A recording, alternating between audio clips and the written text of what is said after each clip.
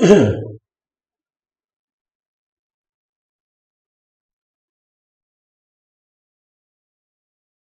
morning. Welcome to Krishna's class. We shall continue with the study of complex measures. In fact, one of the most fundamental theorems in this domain we take up for discussion today. Now, this is the famous Lebesgue-Radon-Nikodyn theorem. And it's one of the central or core theorems of this. So let us start with the basics and then state the theorem and probably discuss certain aspects of this result. And maybe I'll take up the proof of this theorem in my next lecture. Okay. So, let us fix the notation. Let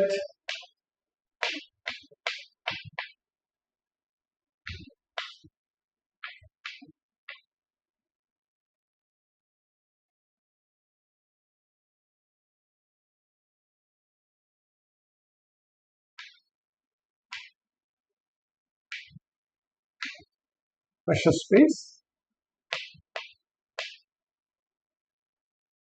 with X is the given set and M is the sigma algebra, that, and let mu be a positive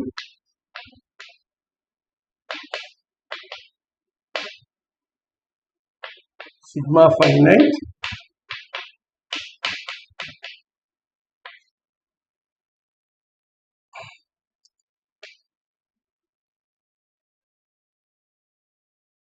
on X.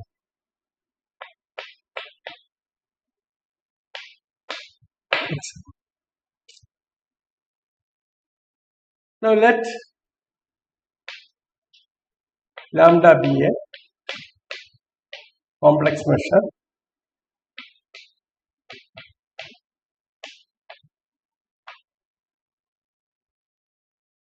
on it.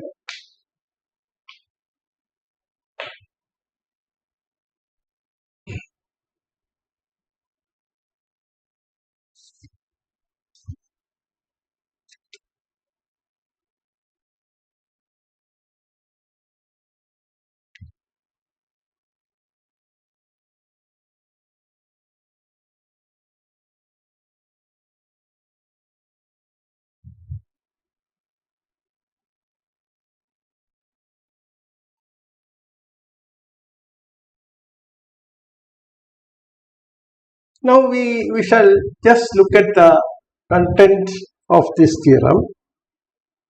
There are two parts for it. One, a decomposition of lambda related to mu. Okay. So then what the theorem says is this. We shall make the statement of the theorem later. Then lambda is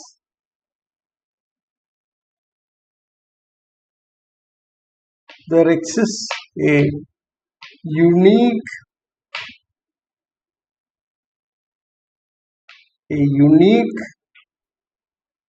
decomposition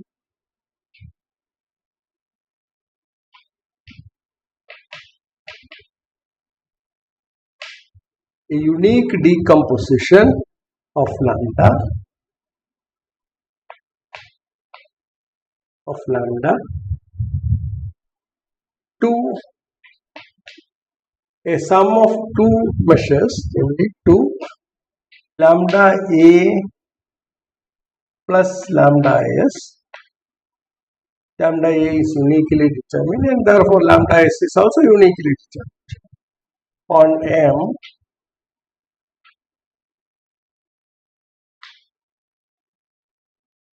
such that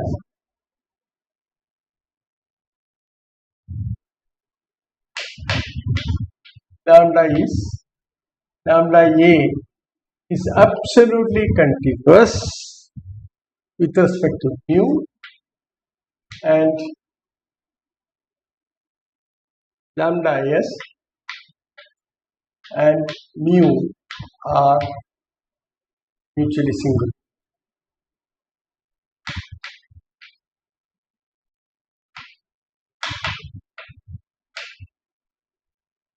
This is one part of it.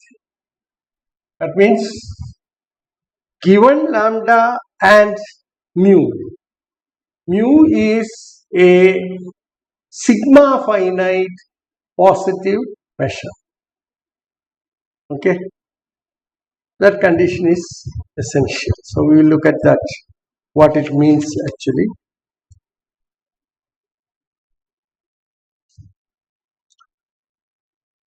And what sigma finite means is the following. X can be written as the countable union of a collection of sets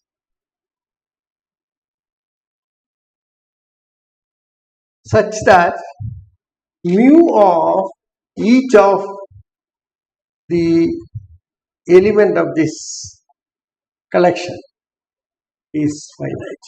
I'll precisely make a statement.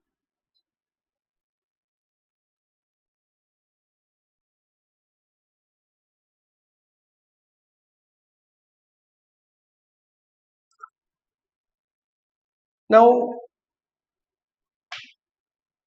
the representation part, that is the second part.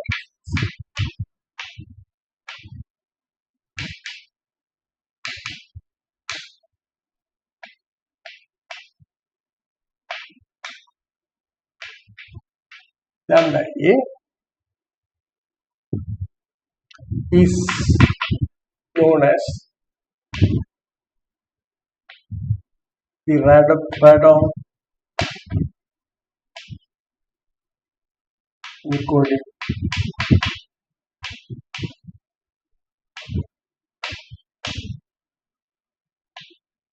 So there are two parts for this theorem. Given lambda and mu a sigma finite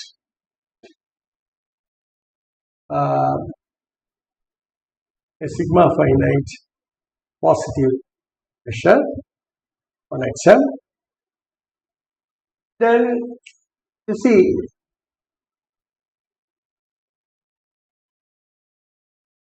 lambda is a complex measure. Then the first part corresponds to getting a unique breakup of lambda to lambda A and lambda S, where lambda A is absolutely continuous with respect to mu, and lambda S and mu are mutually single. So this is what it is.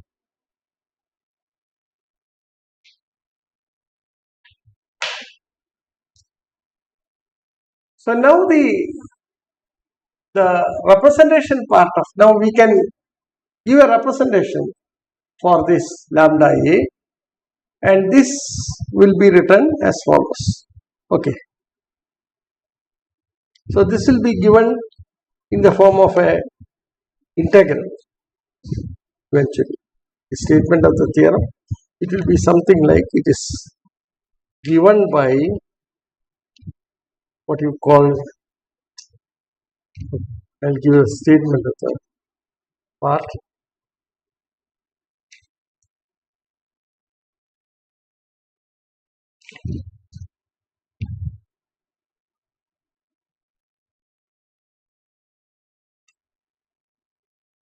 Lambda A, the representation part is this: lambda A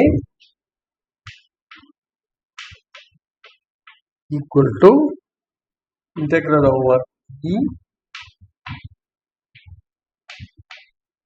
in the form of an integral. So this is the representation where H is determined from the given lambda and mu. So that we will describe. So such a representation theorem is available.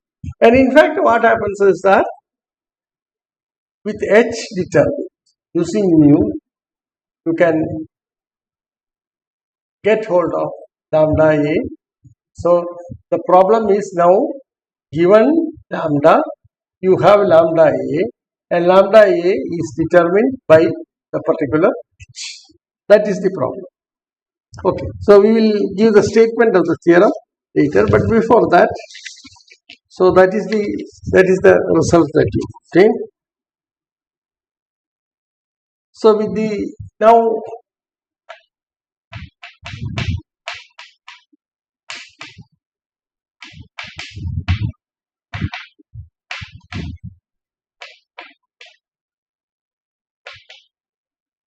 the Lebesgue-Radon-Nikodyn theorem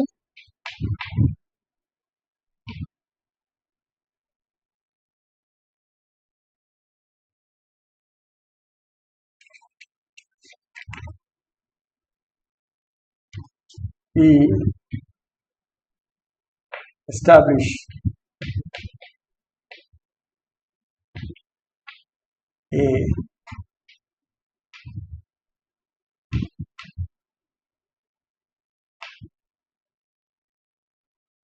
useful lemma. So we will write down the lemma. This appears as a tool in the proof of the theorem, some stage. That's all. And not, otherwise, as far as this is concerned, there is not much significance other than it. So the lemma is let mu be a positive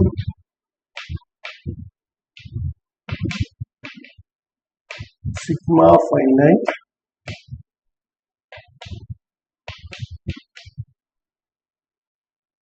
measure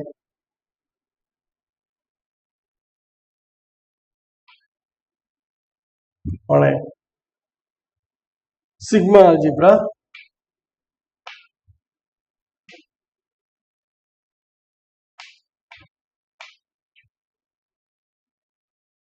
M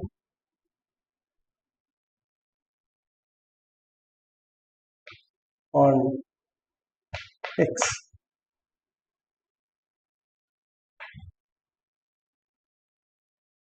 Then there exists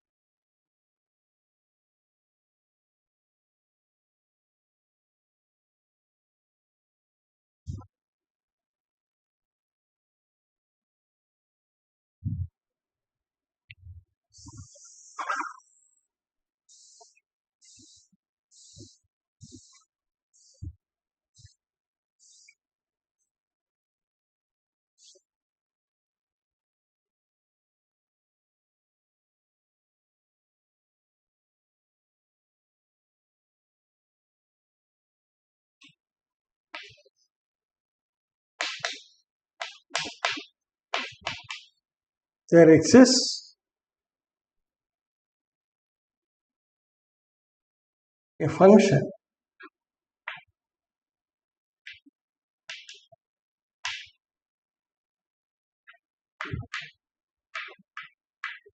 L1 mu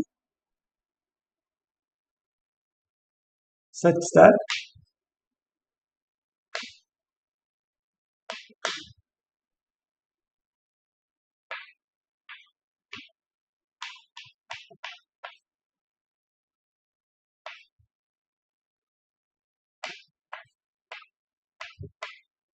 X below.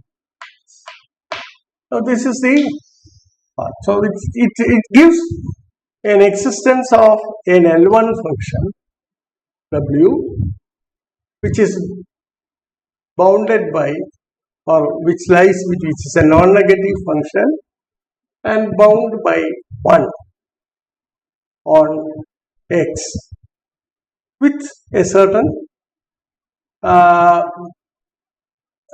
yeah. So we want to construct a function of this type related to mu, or starting from mu we want to construct. There are several functions of this kind. Okay. So a function that is exclusively constructed out of this mu. Okay. So let us do that.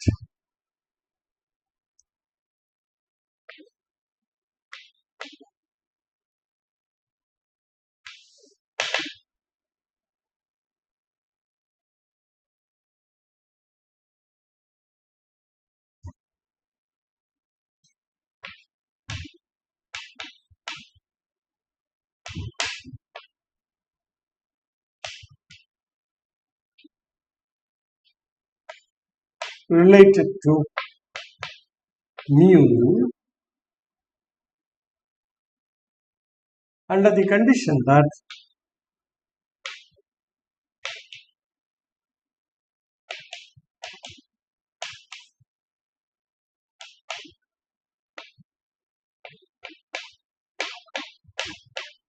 anyway, this is where the relationship.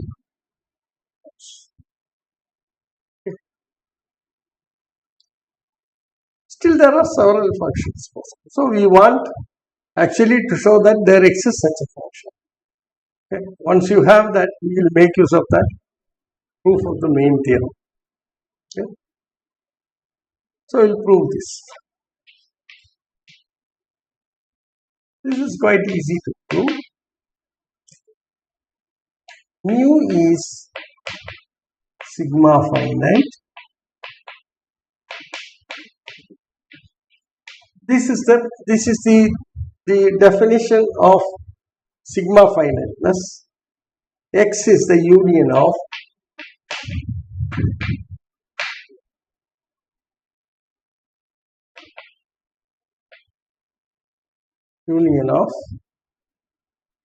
countably many sets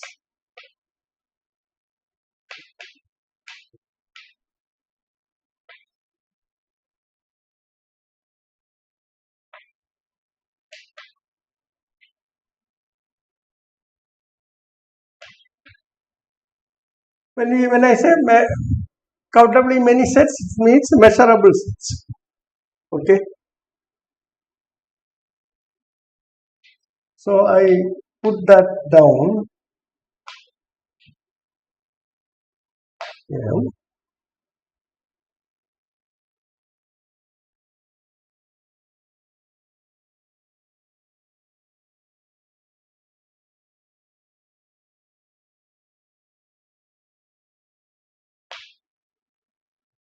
Then there exists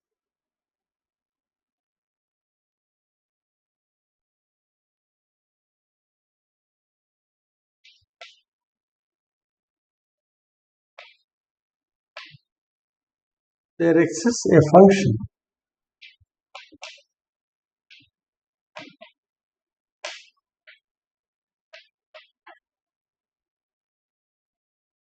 L1 mu.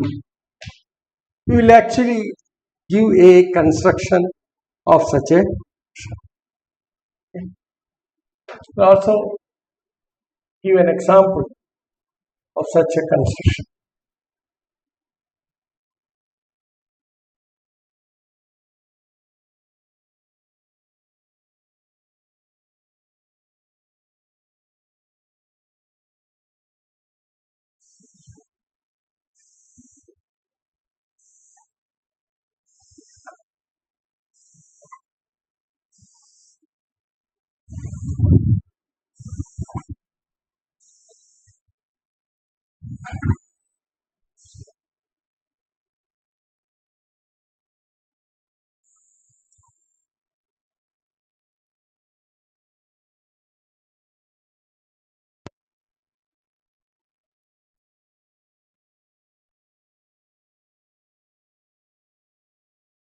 then there exists a function W belonging to L1 mu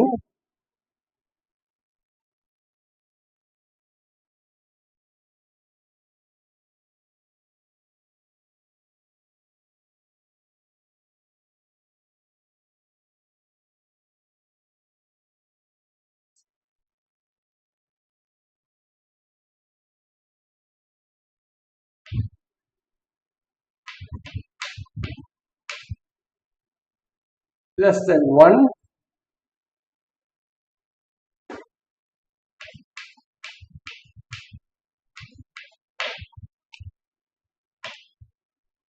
now such a function. So let us define such a function. Okay, define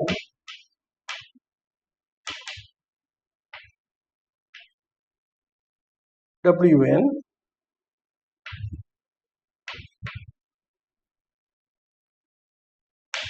as follows.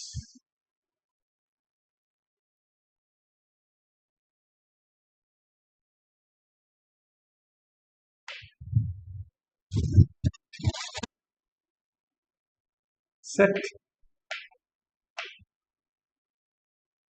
Wnx equal to 0 whenever x belongs to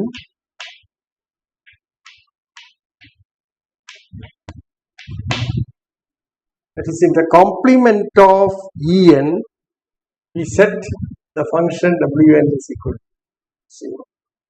Okay. So this is what you have. See, this is x and this is your. Then on the complement n, here you set the function Wn equal to 0, and here we will give a value to it, and put on this part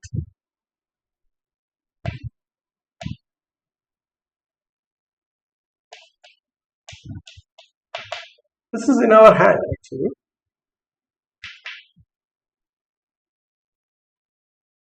One upon 2 to the power n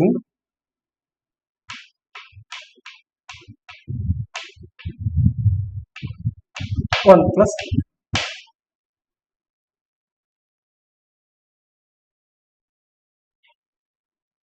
mu for n is equal to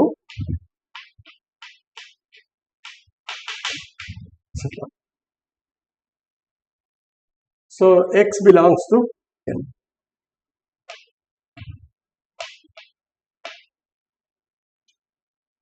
So this is the definition of. Okay. So just mark that.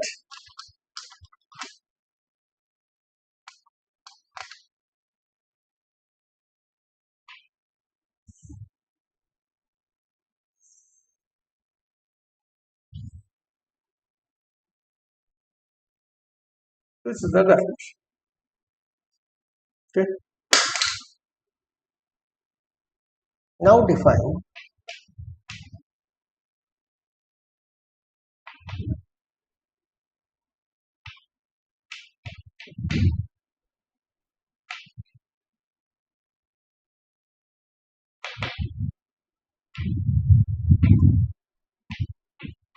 equal to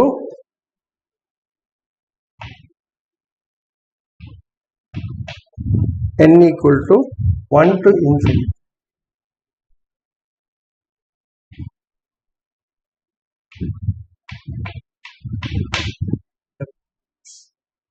So this is the definition of Lebesgue. Now we assert that this has all the properties that are required. Okay, right? Look at the explicit definition of this one, and you can easily that each Wn is bounded by what? I mean, it is equal to 1 upon, it is bounded by 1 upon 2 to the power n 1 plus mu En. Okay, and Therefore, you see that the series that you have here for each x converges to, because of this property that there's a countably many collection en belonging to m. So, at most x belongs to finitely many of these ens, or maybe even if it is countably, it belongs to countably many, still you will see that this series actually converges because it is 1 by 2 to the power n. So yes, and you get this actually behaves like, or 1 by 2 to the power n, because you see that 1 by 2 to the power n en.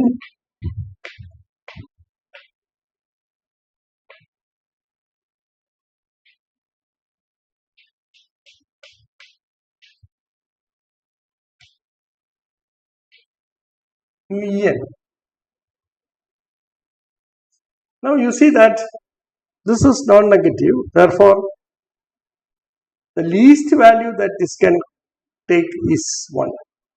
Okay, and this is greater than 1. Therefore you will see that this is easily less than or equal to 1 upon 2 to the power n into 1 plus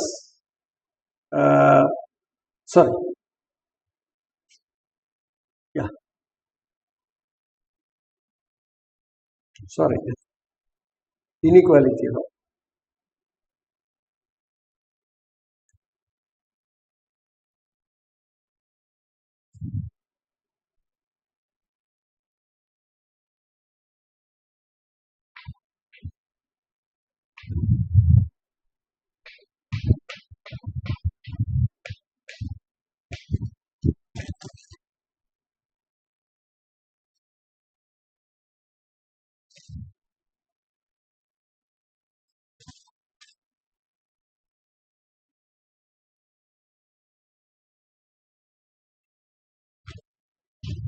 This is quite easy. This is the crucial part of answer. And then you are talking about the sum of this.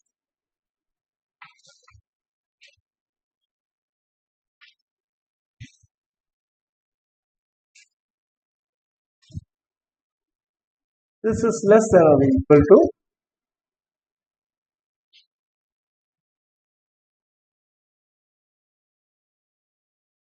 and you see that this is less than.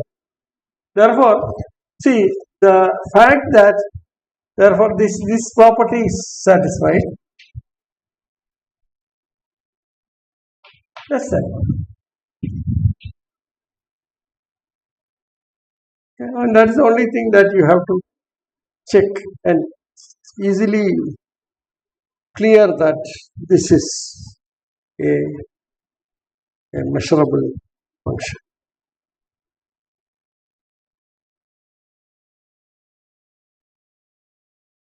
And this function belongs to, because of, see, you can find out the L1 norm of this. L1 norm of it will be less than or equal to sigma n equal to 1 to infinity mod Wn, and mod Wn we have already estimated. Okay, and you get this series, and it's easily it's clear that this is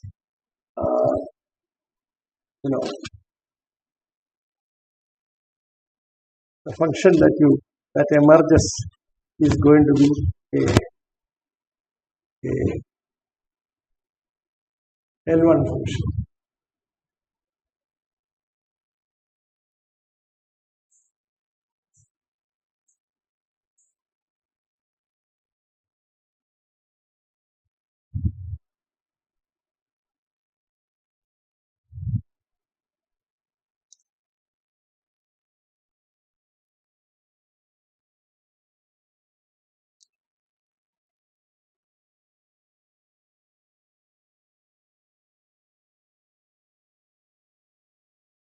That's easy to write, because Wx mod Wx you can work out as, these are all positive terms, therefore will be less than or equal to the integral of this one integral of this.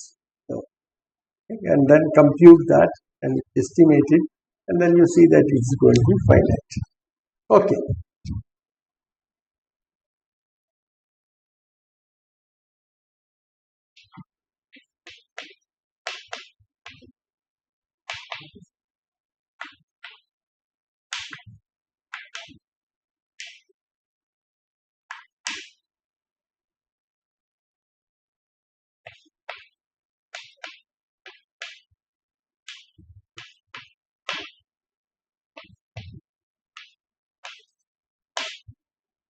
This is finite. That's an L1 function. That is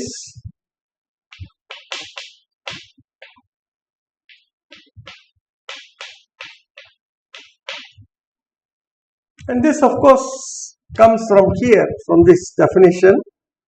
Each one of them is a positive term, so this is less than or equal to, and you see that each one of this is an L1 function, because you see that after all mu En, because the integrals is defined only on En, and therefore you see that this is integral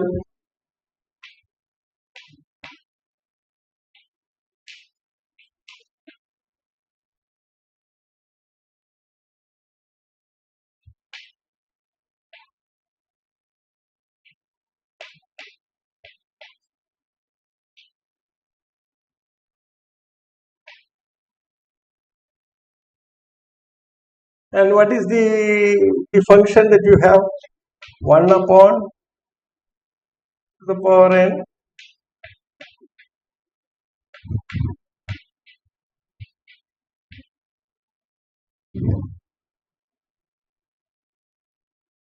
okay, and you see that this is less than or equal to mu En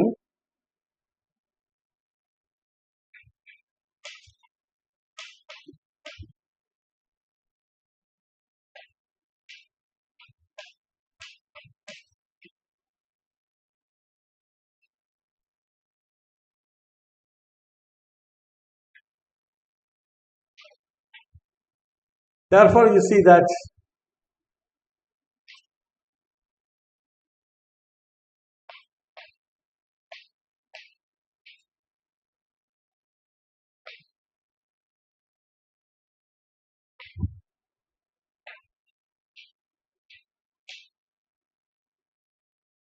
and this is of course ordered. So it's an L1 function. Okay, so that's clear. It's an L1 function, right? And you don't have to much work to do.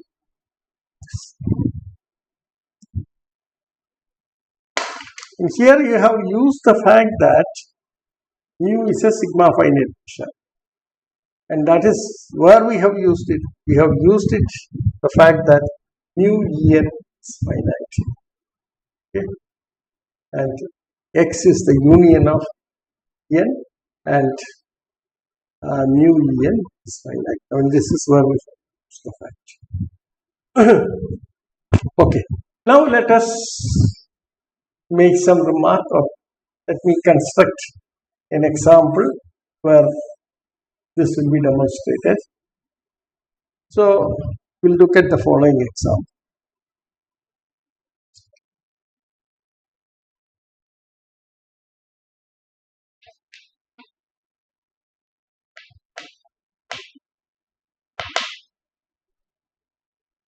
So let us take x to be equal to the half line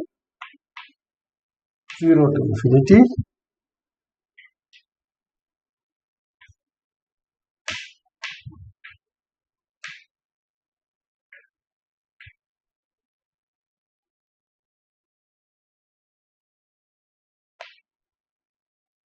Now we can write En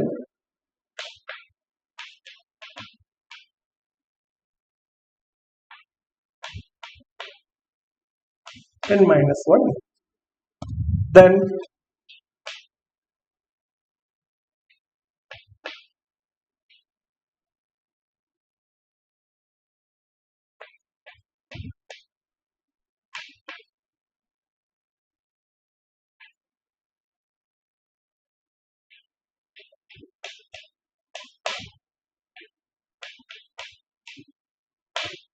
in T, and that's equal to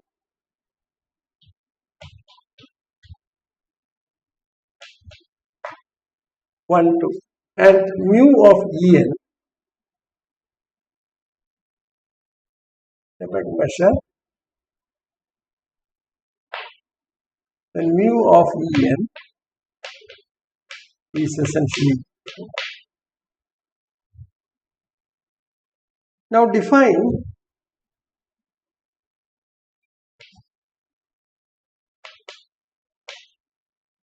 Wn.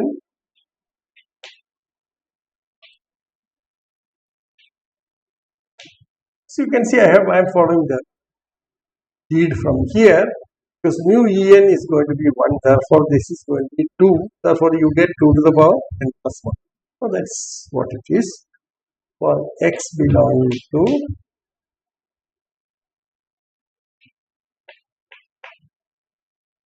it's a constant function.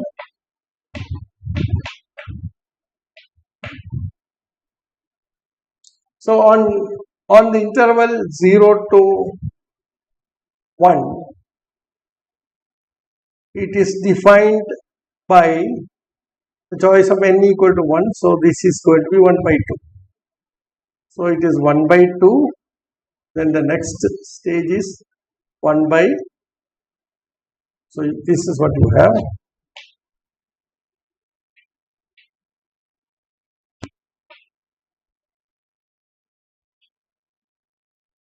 And so on. So you get 1 by 2 here, and then you have got 1 by 2 square, and then it's going to be n equal to 1, no? So this is going to be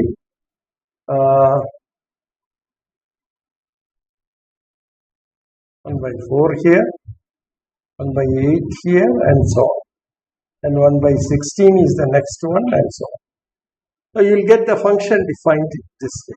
And you see that the function lies between 0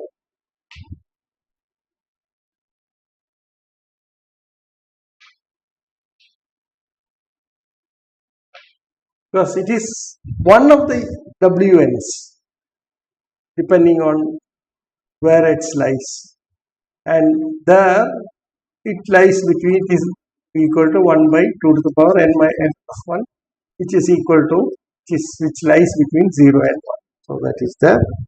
And then of course, needless to say that, so you have this one as well as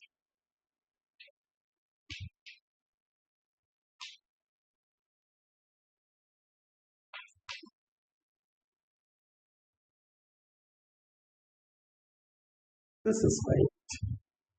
So it's an L1 function. That's easy to. Okay. So that's example.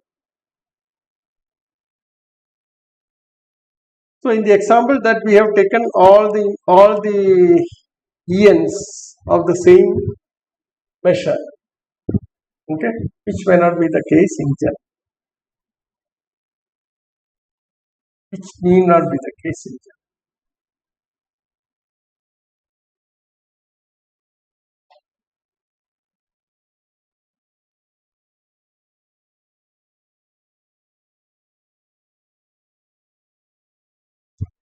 So using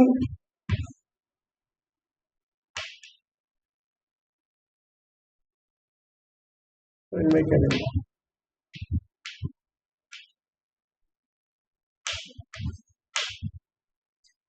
using W, we can construct a new finite measure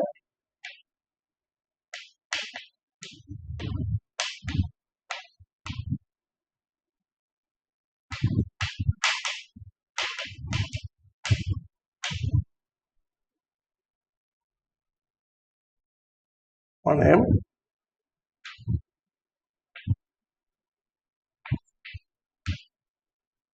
mu from mu denoted by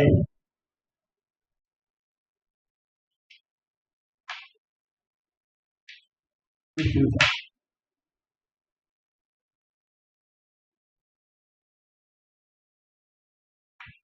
Having the same sets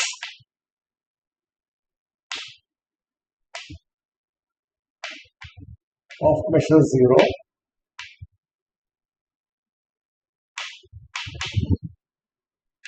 as mu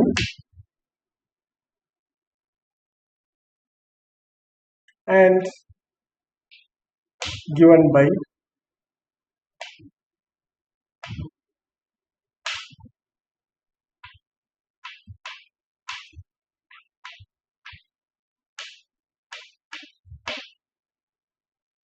simply says the following. This is equivalent to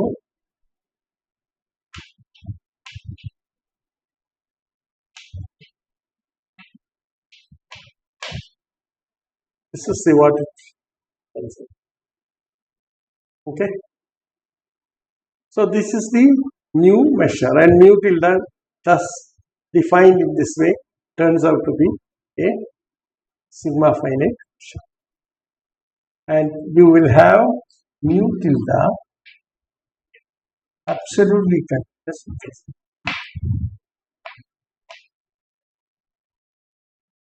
So this is the way in which we make use of this result.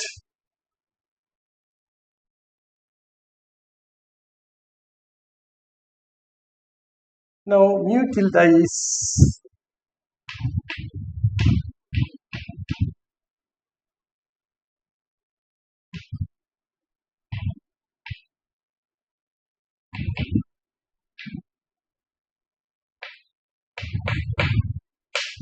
construction of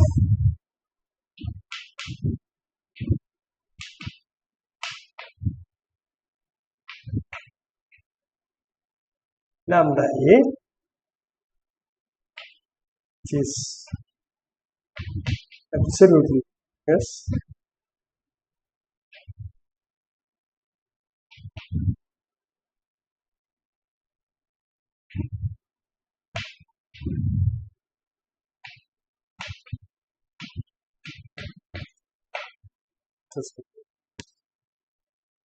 so that is the purpose of getting hold of such a W. So this W is just an intermediate that we make use of in this construction.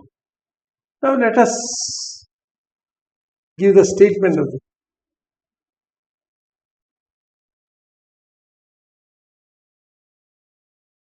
statement and then have a discussion on that. The proof being a bit lengthy, we will take it up in our next lecture.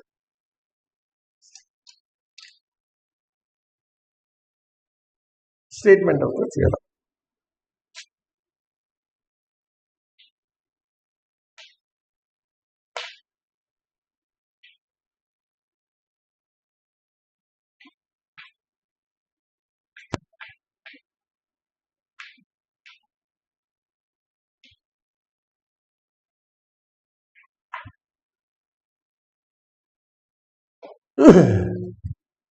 So let mu a positive sigma finite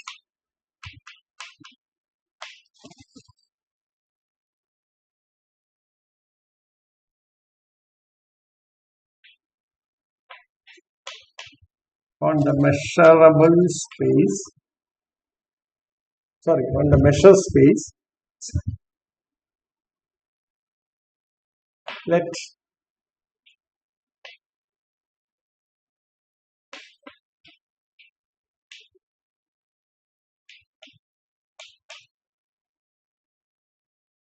complex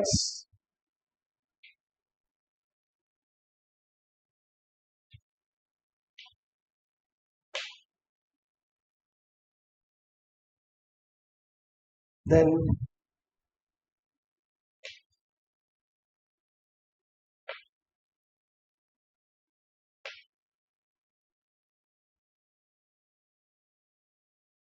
First statement, there exists a unique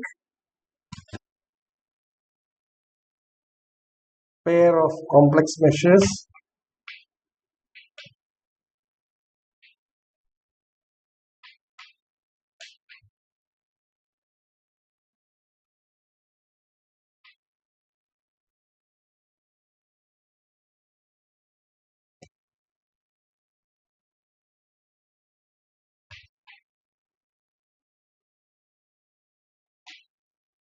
lambda A and lambda S on M such that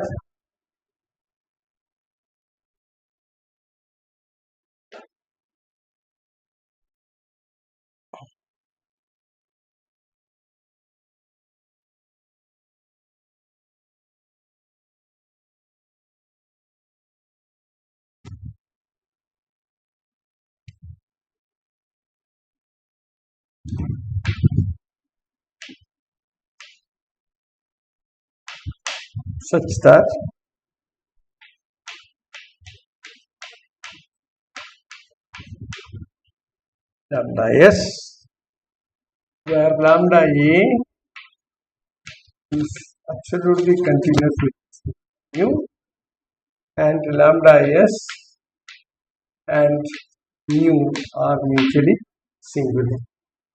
So this is absolute continuity and this is mutual singularity that we have defined earlier and discussed earlier. So that's the first statement. If lambda is a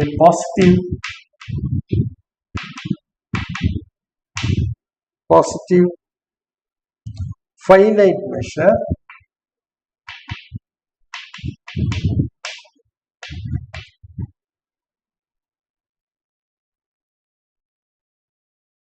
then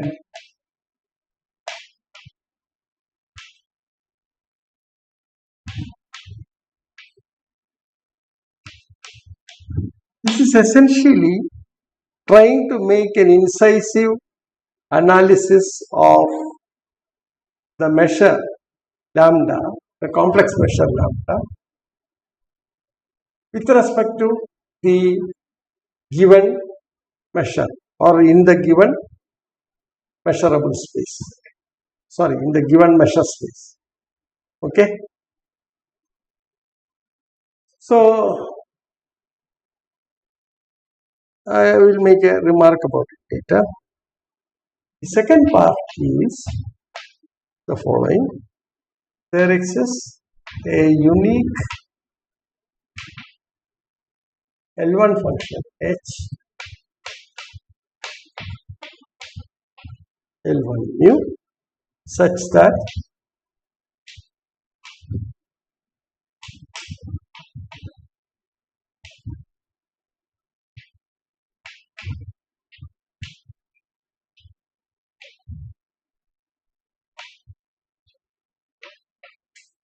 h mu. So this is where the function h has to be crafted out to get this one. And later we shall see that this is essentially this lambda a and lambda s. Lambda s is essentially lambda minus lambda a. They are uniquely determined. Okay, right? Therefore, the h that we get is linked to lambda a, and this is in a way uniquely determined in the sense of the mu measure.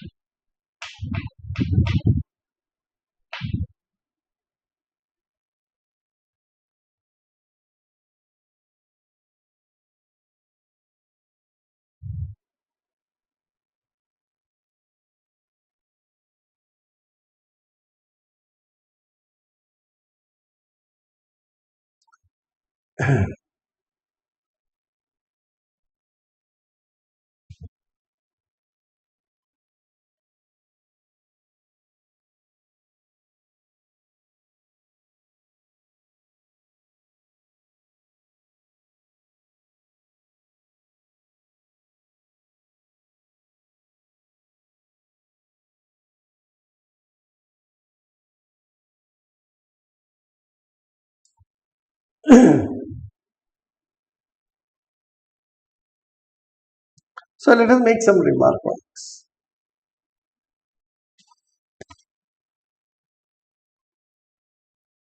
We shall not prove this theorem as I said, but we will be just making some remarks and proving some small bits and pieces of this. Okay. So we first make an observation. The pair, okay,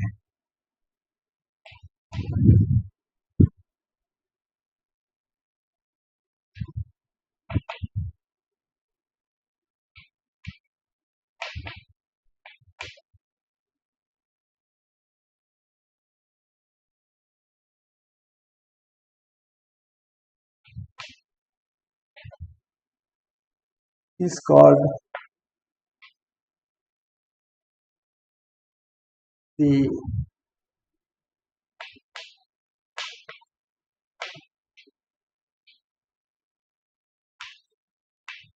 Lebesgue decomposition of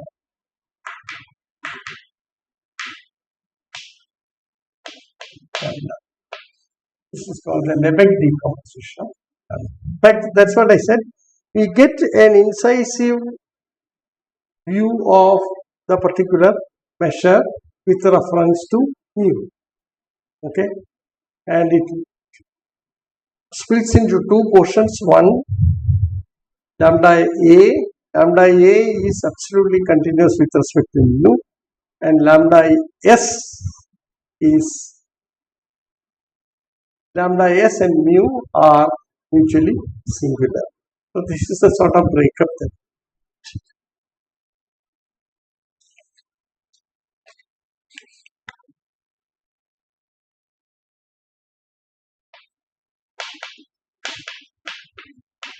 Relative to mu and have the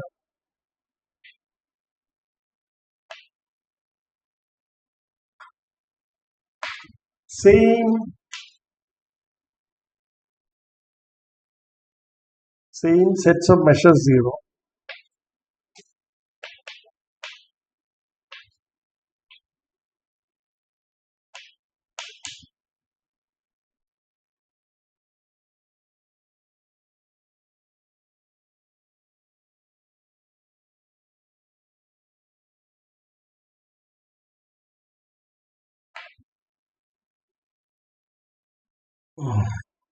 Lambda S is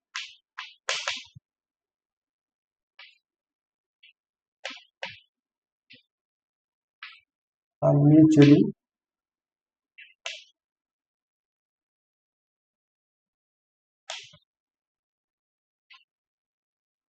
they live on two different sets.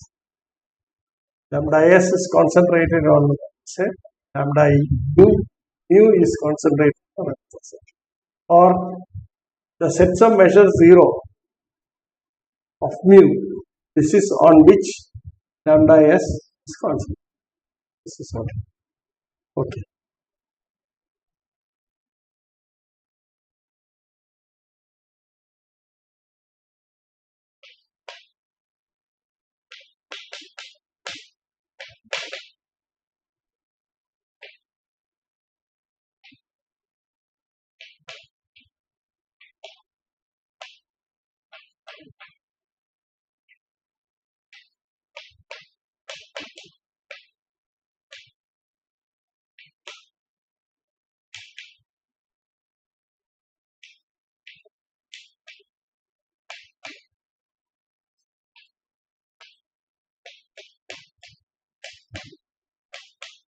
A intersection B is empty.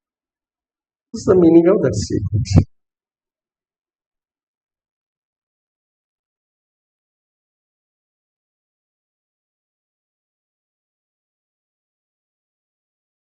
Okay.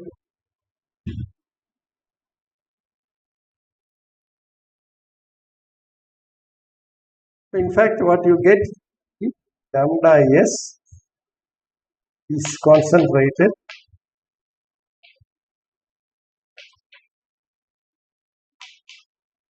on a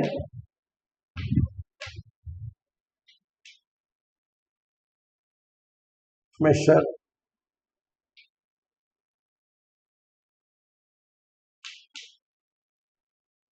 concept of lambda s is concentrated we have defined earlier.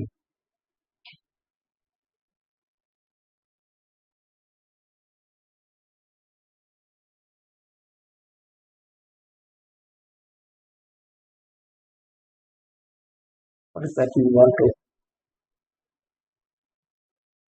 The first thing that we observe is that lambda s, and so we will do this one.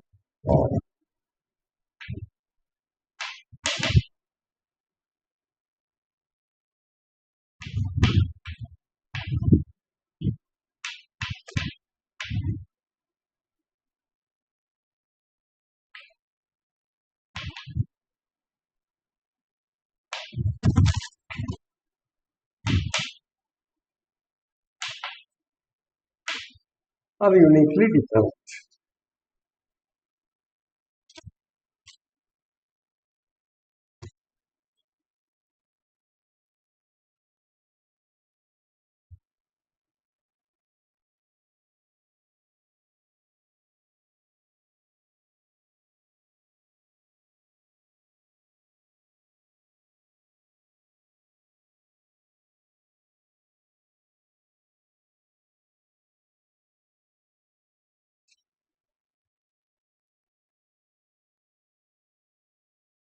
So we prove this.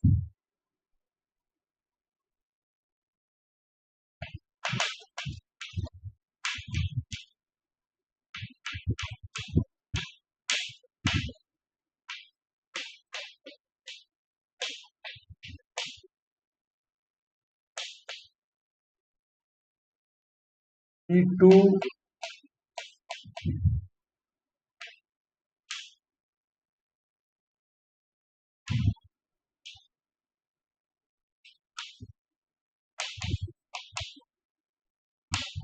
E2 Lebesgue decompositions of lambda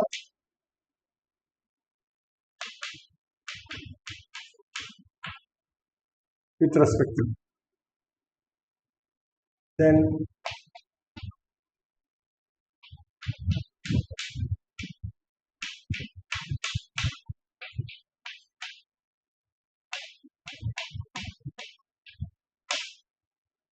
which implies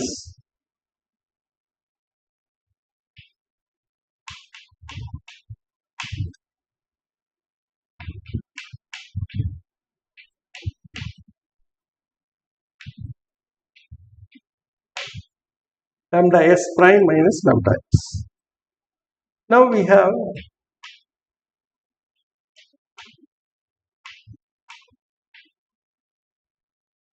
is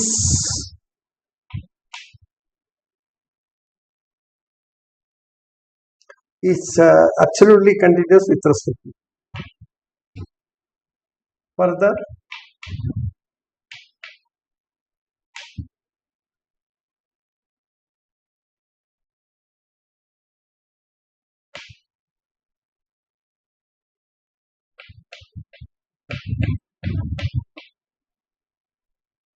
lambda s is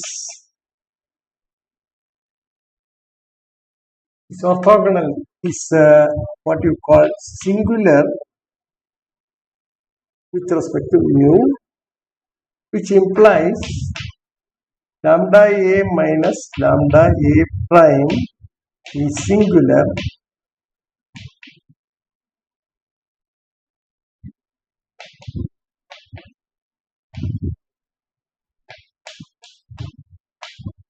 with respect to mu. So lambda a minus lambda a prime is absolutely continuous with respect to mu. It is also singular with respect. So we have earlier proved this. Lambda is absolutely continuous with mu and is singular with respect to mu. Then lambda is equal to 0.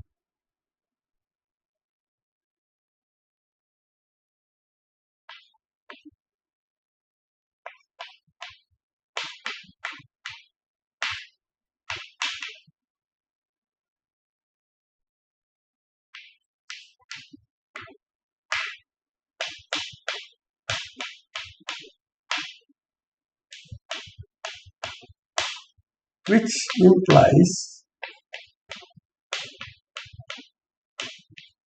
0.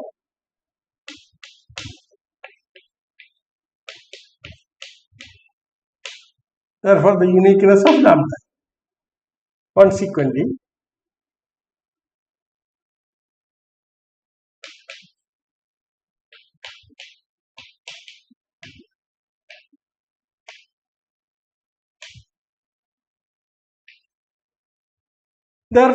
you see that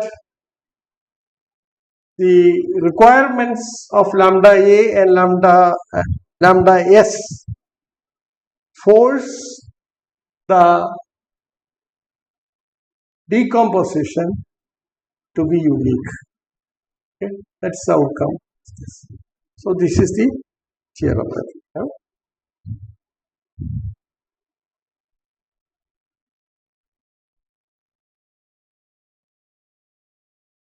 So we shall write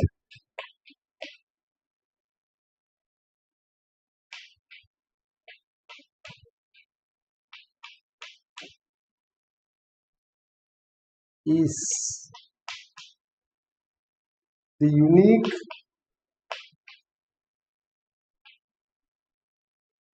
decomposition of lambda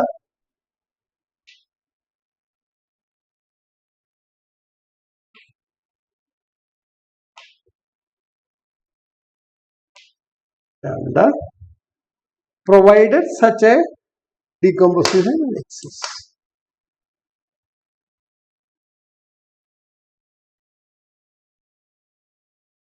So we have not proved the existence of this. That we will prove in the main theorem. Provided such a decomposition exists.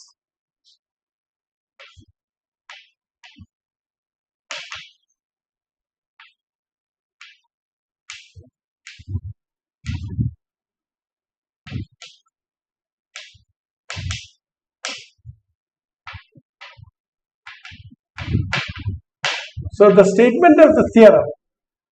So the first part of the statement of the theorem. So we make the remarks.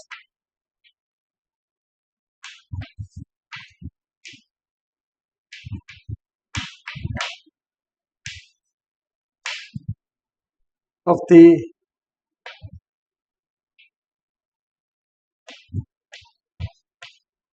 theorem.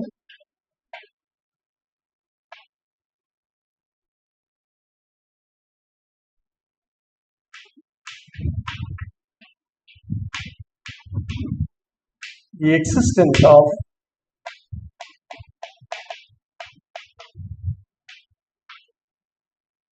the Lebesgue decomposition.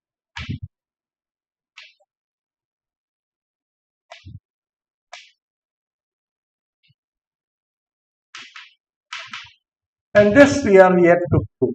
So we will be just proving this. Now that's the first remark.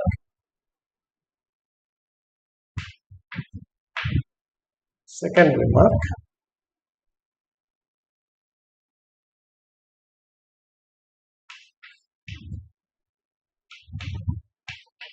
Is called the Radon-Nikodyn.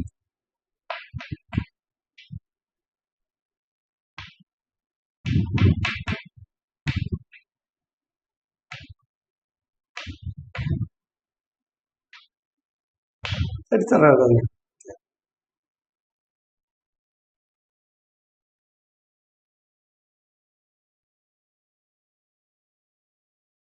In the statement of this,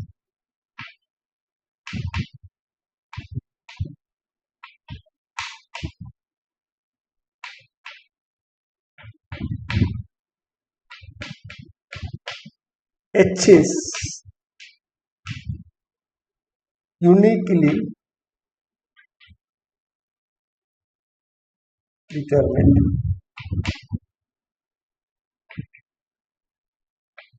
with respect to the measure E. So, see, this is what it means is the following. That is,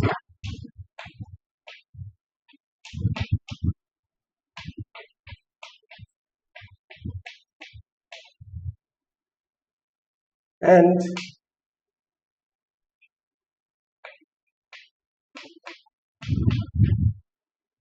equal to 0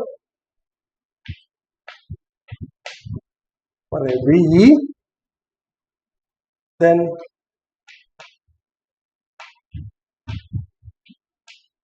almost everywhere with respect to E.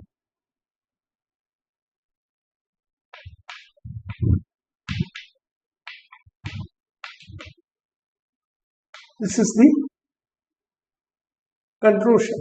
So it is in this sense that we are saying this is uniquely determined. Okay.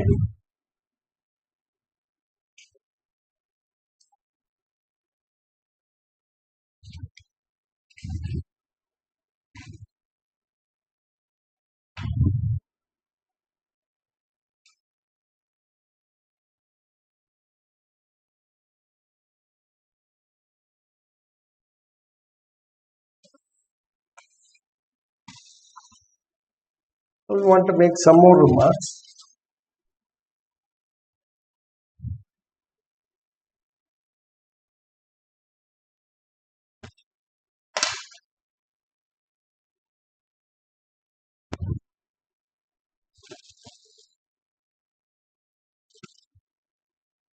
Now further,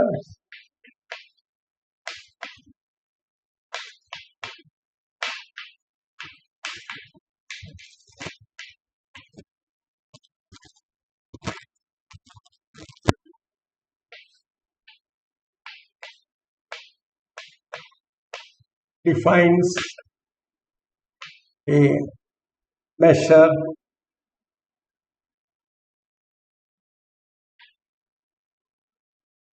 on it.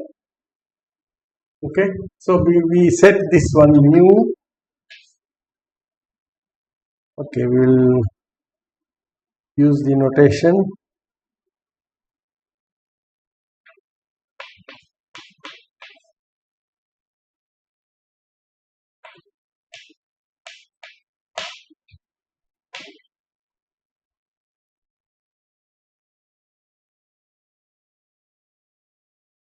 or rather use the notation.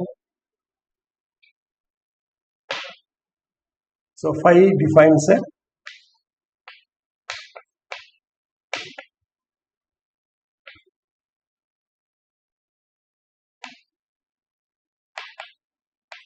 defined.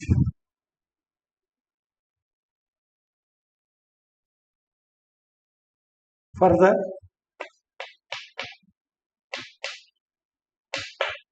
we have integral over x g d phi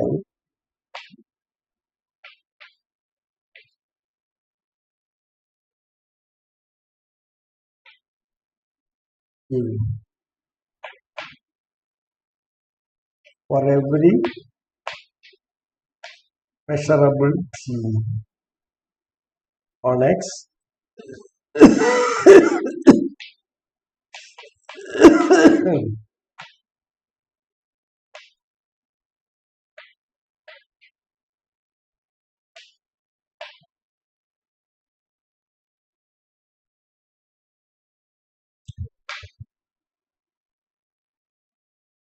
So this is another statement that we can make. Now what are the properties of this particular measure? Look at it. Phi is absolutely continuous with respect to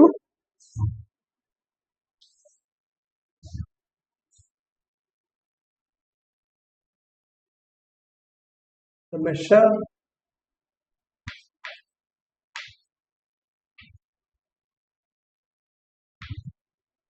phi so defined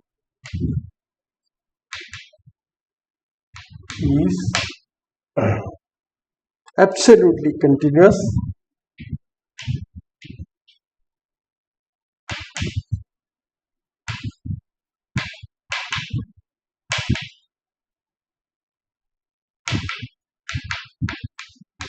This is one problem. That means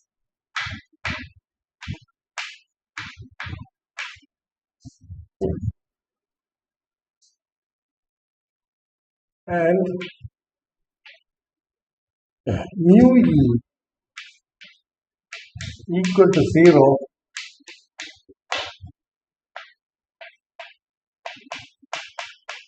0. The point of the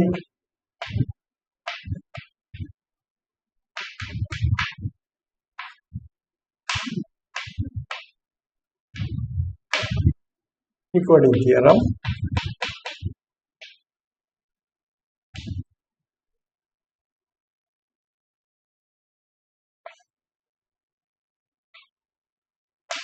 is the converse.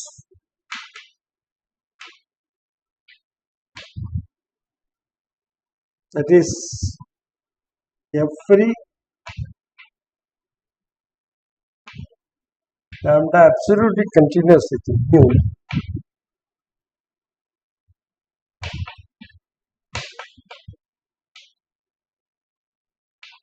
present theorem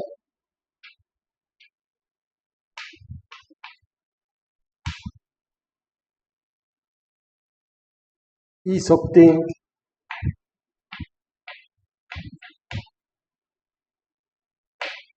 as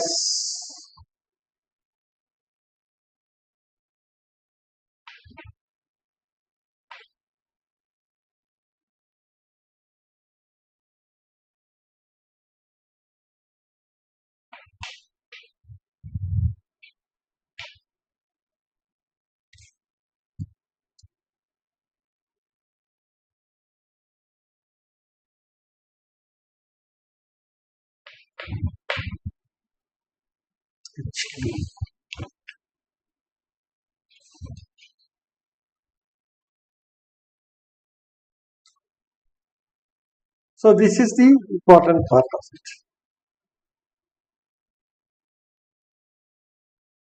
The function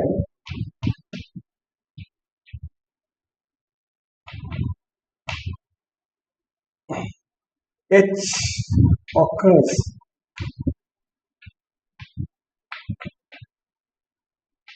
in this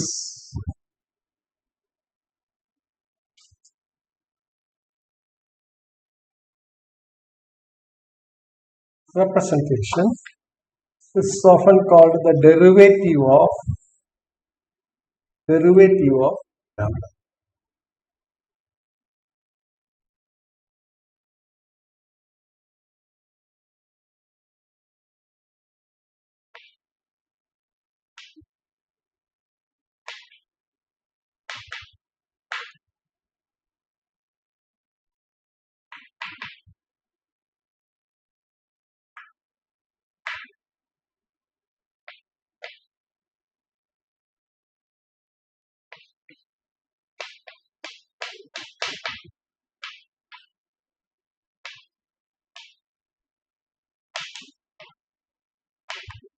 It's called the Radon-Nikodyn derivative of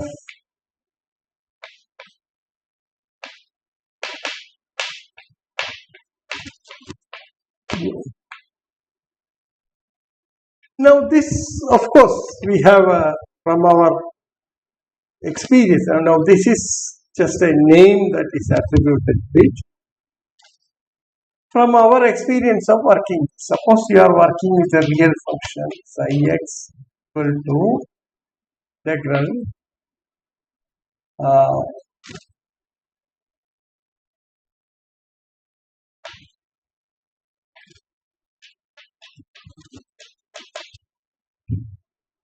then we have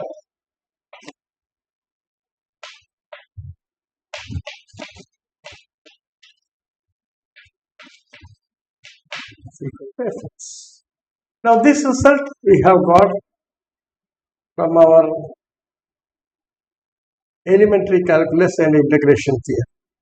Okay, so taking a sort of looking at the similarity of these facts, we are just calling it the Radon-Nikodyn derivative of lambda a with respect to mu. Just compare this with whatever you have stated here. It's also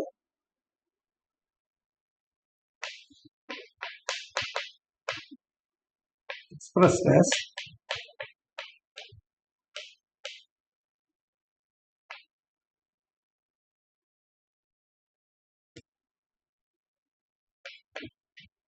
these are all notations. Is another way of expressing the same thing. Okay, or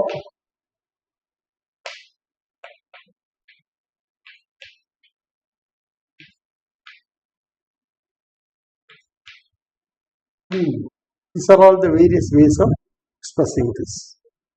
Okay, so I think that's a place where we can stop. Maybe come to the proof of this next time. Thank you very much.